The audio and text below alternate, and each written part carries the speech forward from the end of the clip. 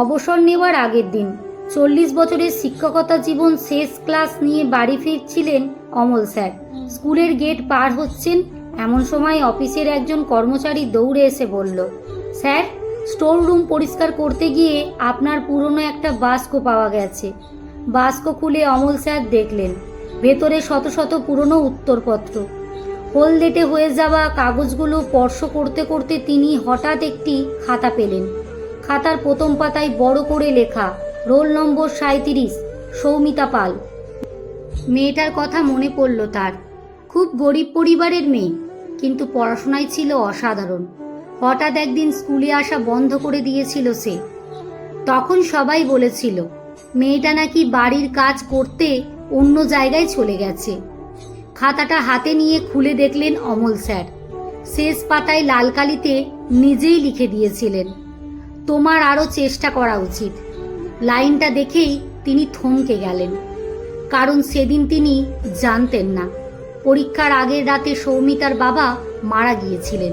তিনি জানতেন না খাতা জমা দেওয়ার আগে মেয়েটা 2 দিন না খেয়েছিল। সেদিন তিনি শুধু নম্বরের মান দেখেছিলেন, মানুষটাকে ভেতর থেকে দেখেননি। সেদিন রাতে অমল স্যারের ঘুম হলো না। জীবনে হাজার হাজার খাতা দেখেছেন, কিন্তু হঠাৎ মনে হলো তিনি কি সত্যিই সব ছাত্রছাত্রীকে চিনতেন, নাকি শুধু তাদের নম্বর দিয়ে বিচার করতেন।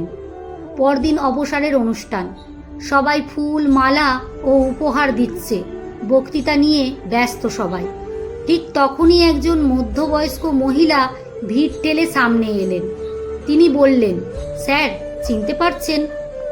অমল স্যার বললেন, না।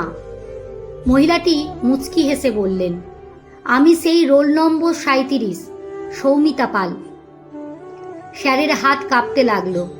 বললেন, তুমি? সৌমিতা মাথা নিচু করে বলল, তোমার আরও চেষ্টা করা উচিত। স্যার, এই কথাটা সবার কাছে সমালোচনা ছিল, কিন্তু আমার কাছে এটাই ছিল শেষ ভরসা। কিভাবে? কারণ বাবা মারা যাবার পর সবাই বলেছিল আমার জীবন শেষ, আমি আর এগোতে পারবো না। শুধু আপনার এই একটা লাইন পড়ে মনে হয়েছিল, না, আমার কাছে থেকে মানুষ এখনো কিছু আশা করে, আমাকে এগিয়ে যেতে হবে। চারিদিক নিস্তব্ধ। সৌমিতা আরও বলল, আজ আমি একটি অনাথ আশ্রম চালাই স্যার। সেখানে থাকা বাচ্চাদের আমি বলি, একজন শিক্ষক নিজের অজান্তেই কখন কখনো একটা জীবন বাঁচিয়ে দেন। অমল স্যারের চোখ ভিজে উঠল। সারা জীবন তিনি শুধু ছাত্রছাত্রীদের পড়িয়েছেন, কিন্তু অবসরের শেষ দিন এসে তিনি বুঝলেন একজন শিক্ষক যা বলেন ছাত্রছাত্রীরা তা কেবল শোনে না, কখনো কখনো সারা জীবন ধরে সেটা বয়ে বেড়ায়।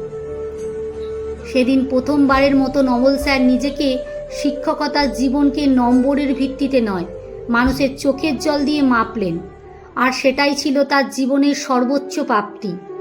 শিক্ষকের বলা একটি বাক্য হয়তো তিনি ভুলে যান, কিন্তু কোনো এক ছাত্রছাত্রী সেটাকে জীবন শেষ আশ্রয় করে বেঁচে থাকতে পারে।